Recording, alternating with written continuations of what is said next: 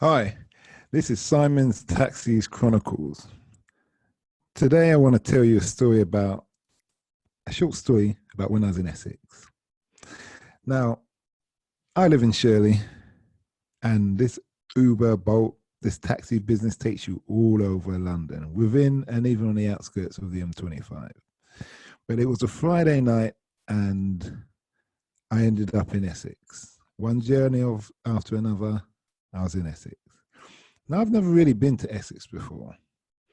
And all I'm going through my mind is Essex Boys and those kind of movies. So I'm thinking you might need to be on your toes. You have to check who's getting in the car behind you, in the car behind where you're sitting, because normally I don't. Normally people just get in and hello, goodbye, and take them from A to B, and then just drop them.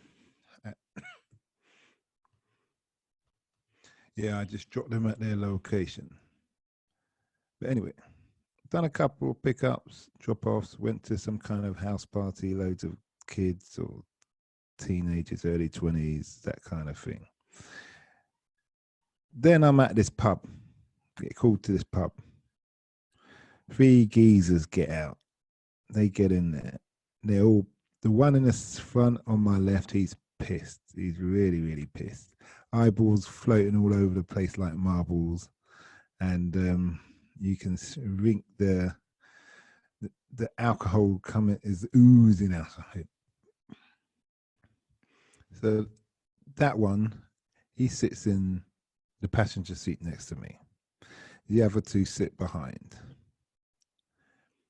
They're smartly dressed. They are real geezers, the way they dress, the way they carry themselves, that hardcore Essex kind of East End voice. So we start the journey. As we're driving along, the one in the back behind me goes, "What postcode you do? What postcode you do?" So I'm thinking, strange question. I said, "Well, I do all over, mate. Doing a bit here, wherever the customer's going, I'm taking them." And he goes, "Well, what area you live from?" So I said, "Well, I'm born in Brixton, but brought up in South London, really. Lived Old Kent Road, lived in Putney, Battersea. And now I'm in Shirley." He goes, "Yeah, SE01 He starts to reel off all these different postcodes. Then he goes, "Yeah, I know all those ends. I know them. Yeah. I'm a white van driver. My old man was a white van driver. Yeah. I know all those areas." Okay, that's good. Anyway, the one on my left, he's just like in a daze. And he starts talking about something. I can't really remember what it is, but there's an overlap from the guy telling me about his white van driving. So to kind of change the subject, so I said to the one in the left at the rear, "What do you do?" "Oh, he's an electrician." "Oh, is it? I used to be a site manager." "Yeah." "Oh, is it? Yeah, that's really, oh, all right. So now I've got rapport. I like to make sure I can get on with them. We have something in common. It's less likely people are going to kick off if you have something in common with them. And it also creates a great atmosphere for the journey. You don't even have to have a big conversation, but from when you've got something in common, they get comfortable and chill out. Anyway, so the one behind me goes, "Oh, so what postcode do you do? What postcode?" He goes on like this for about 5 minutes, asking the same question about postcodes and telling me about white van driving. So the one on the left at the rear, he's gone, "Steve, you've already fucking asked him that question 3 times." And Steve's gone, "Oh, really? Is it? Oh, all right then." And he's just shut up. he ain't saying nothing more. So anyway, as we're driving on, the one who's really pissed is going on, "I need to get some alcohol. Let's go to the Iflets." So Steve pipes up and goes, There ain't no fucking off license open at 3-4 in the morning, you cunt." Excuse my French, but anyway. He goes, "What do you mean? There is. I know a place. Just go left here, go right there, all that thing." And then the electrician's gone, "No, he can't. You can't just be taking the bloke everywhere. It's going to cost us loads of wonga." He's going, "No. And I say, "Guys, wherever we're going, we're going to finish where you put on the app, because that's where I get paid for. If I drop you off somewhere else, Uber or Bolt, whichever platform I'm using, is going to charge me for loss of earnings. So it's going to come out of my neck, and that ain't going to happen. I said, all right. Along comes Steve. What postcode you do? What postcode you do? And the one in the front turns around and he goes, so what do you think of drugs then? So I go, whatever you want to do with yourself is your business. Oh, great. The guy leans back, goes in both pockets to get out some contraband. That's all I can say. Before I can say anything, all you got is the two in the rear going, "Why? What are you doing? You got to do it. You can't take no fucking lies in here. Taking a piss. You think you got balls like King Kong on you? Yeah, you're fucking having a laugh." So I've got to listen, mate. One part of me just find the whole situation funny because it was a legit question, but it didn't come to me like he wanted to do something in the car.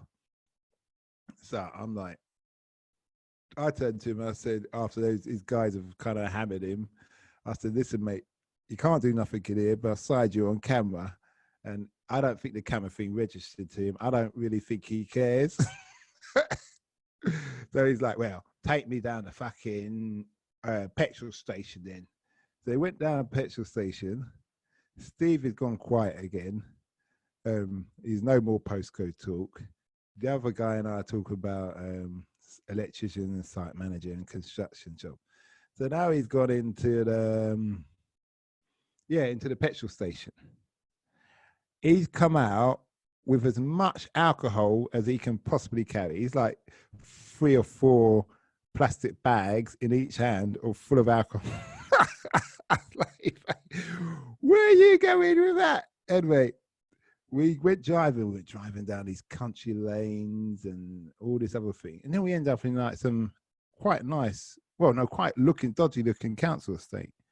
I didn't really know those ends. As I said, I don't really know Essex. But then as we drove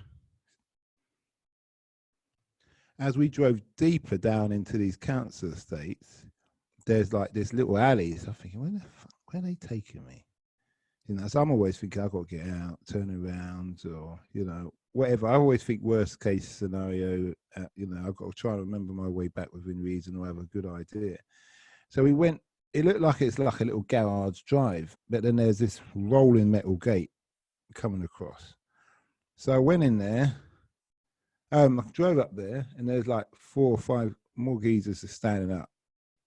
And I thought, oh, all right. And he said, nah, just drive in, because they was waiting at the gate. The gate won't open. So it's probably just the guy who wants to do lines. Is his place anyway.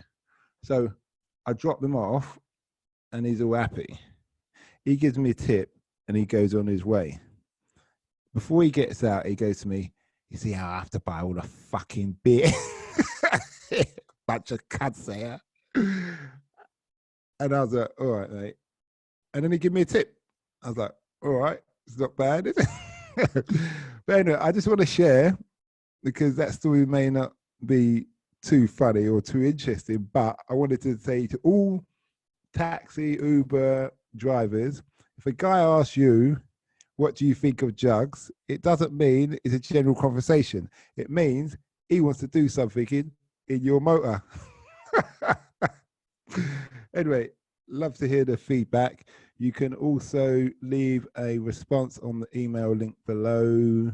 We're on all platforms, as you probably realize, because you're listening to this right now. And also I have my other podcast for those who are investors, which is called Africa Investing Stories. It's about people, foreigners mainly, who've invested in Africa, and whether they're getting their money back, or whether it went Pete Tong, or whether it's a combination of the both, and the future earnings. It's not just about private individuals. It also is people who own mining companies, people in the fashion, people in agriculture, people who just want to move there and kind of retire, all these different kind of things. So listen out, Africa Investing Stories, and thanks for listening.